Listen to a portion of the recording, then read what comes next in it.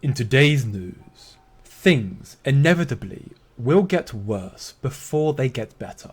As governments are losing control and the dollar collapses, the worst is still yet to come. As we can see in this first post from Professor Stone's, price controls are potentially incoming, with Joe Biden, who is now going after companies for passing on the inflation that him and Jerome Powell unleashed. The last time we saw this script was in the 70s, when Richard Nixon also needed an inflation scapegoat. His price controls led to nationwide shortages, miles along gas lines, and inflation that actually got worse. And this administration, unfortunately so, is stupid enough to do it again. But unfortunately, it doesn't stop there. As we can see yet again from Professor Stone, 1 in 7 Americans now has a loan against their 401k. Listen very, very closely.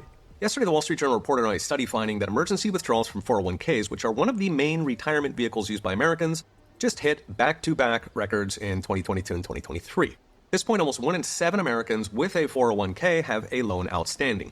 Nearly 40% of those who took a hardship distribution did it to avoid foreclosure. The second most common reason was unpaid medical bills, which terrorize middle-class Americans. Media will continue lecturing Americans that the solution to our current stagflation is spend less. A few weeks ago, the Wall Street Journal provided helpful diet advice suggesting, quote, to save money, maybe you should skip breakfast. Of course, the other idea would be end inflation by limiting federal spending and grow the economy to secure jobs that actually do pay more every year instead of less. Grow the pie instead of lecturing Americans to make do with less. Unfortunately, the Washington Uniparty has little interest in either spending restraint or in reducing government interference in what should be one of the world's fastest growing economies. This is a calamity, very serious news, but this is why I believe it's imperative that you do your own research and start looking towards cryptocurrencies as a form of investment. I'm not a financial advisor, but I believe it would be worth your while. In a post here from Michael Saylor, he stated on National TV that Bitcoin is going to eat gold because Bitcoin is certainly at least digital gold. It's got all the great attributes of gold and it's got none of the defects of gold. And imagine if you could teleport gold from New York to Tokyo in a few minutes, people would like it. So with that in mind, that puts forth the idea that Bitcoin and therefore crypto inevitably will keep on rising.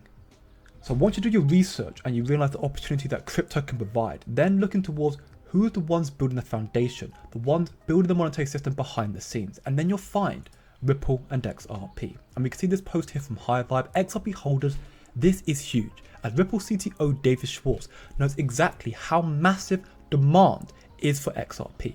Just with cross-border payments alone, XRP solved a multi-trillion-dollar issue, the lack of liquidity. The traders left the station, and Ripple and XRP will soar to the moon.